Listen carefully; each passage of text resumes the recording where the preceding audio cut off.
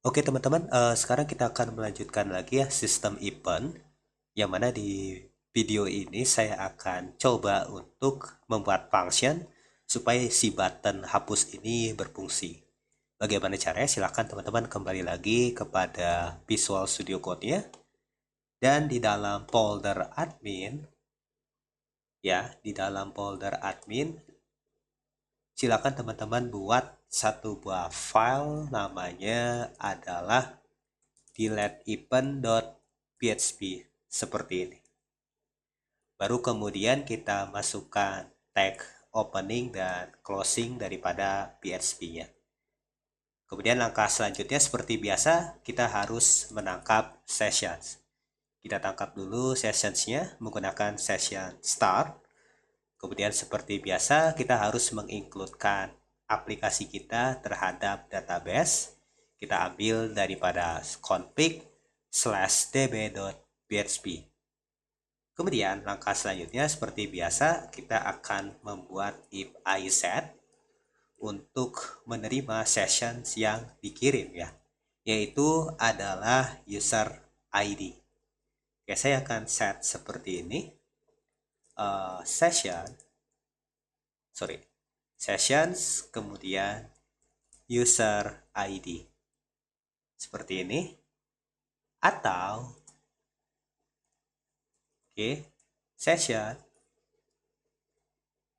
session role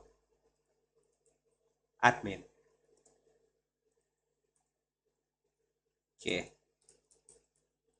Nah, seperti ini.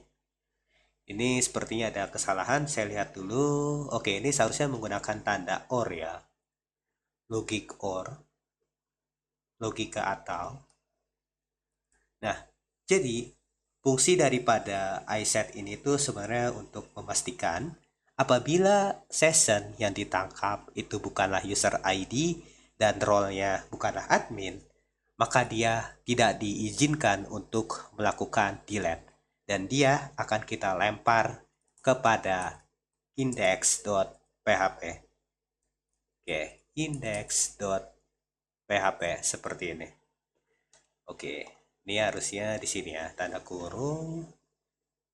Nah, ini juga di sini saya hapus tanda kurungnya. Tadi salah. Nah, seperti ini.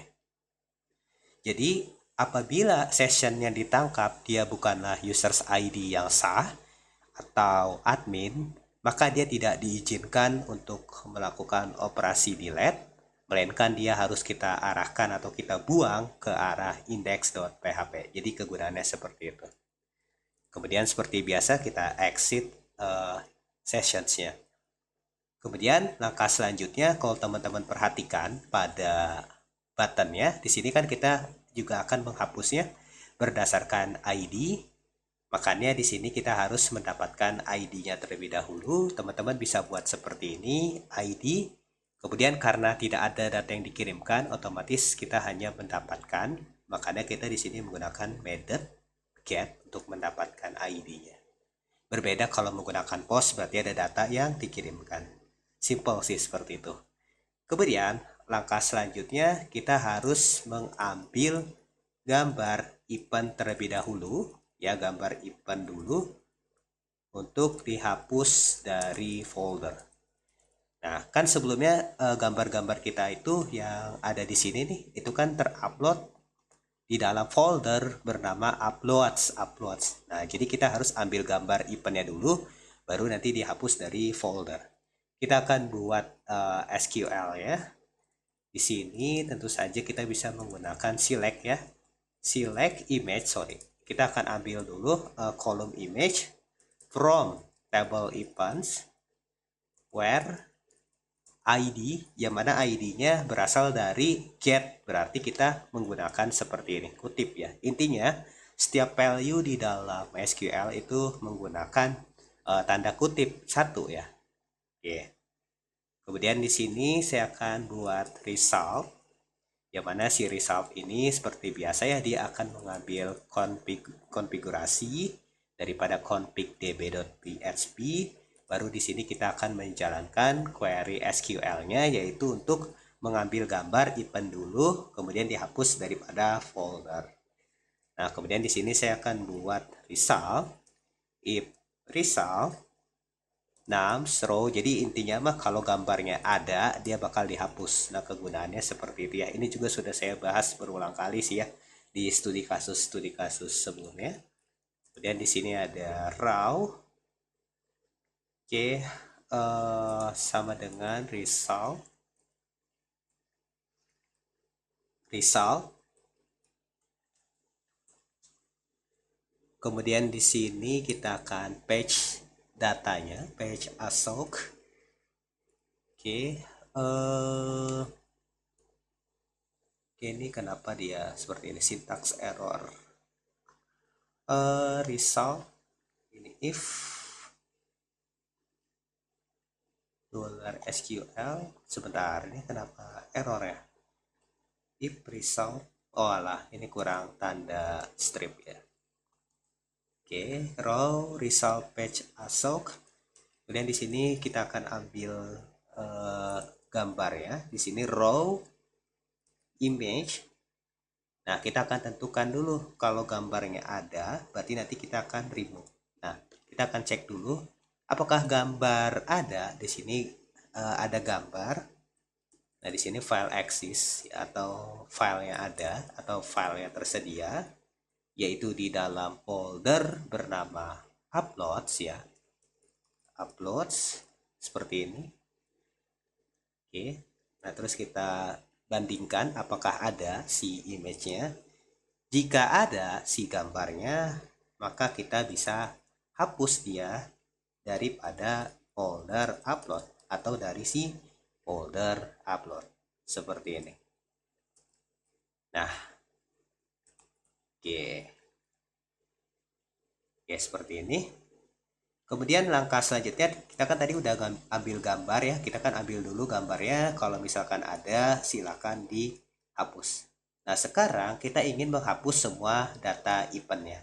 Saya akan berikan komen aja di sini supaya teman-teman nanti tahu maksud dari kodenya. Nah, di sini saya akan delete event dari database-nya. Sini saya akan buat SQL.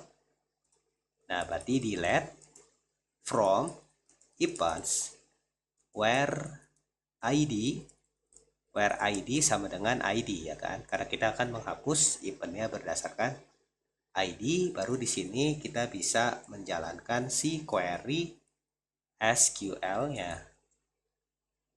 Nah, kalau misalkan kita udah berhasil nih ngedelete si event, maka nanti lokasi kita itu seharusnya berada di dashboard.php atau kembali lagi ke sini ya.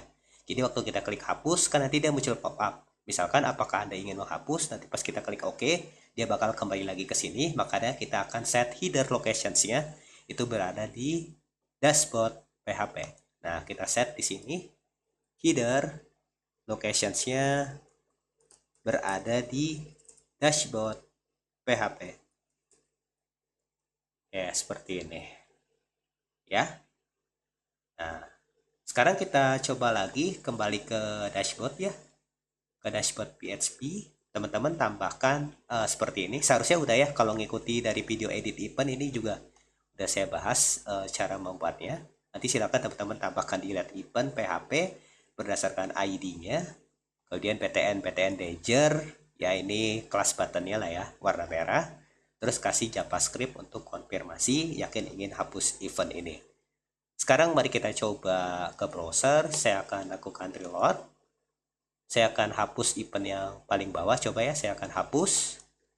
Yakin ingin hapus event ini. Saya klik OK.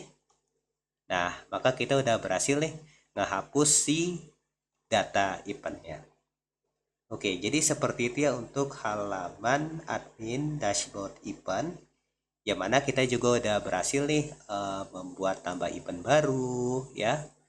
Kemudian mengedit data event juga kita sudah. Dan juga tadi yang terakhir untuk melakukan proses hapus event. Next kita akan mulai masuk ke dalam bagian users ya.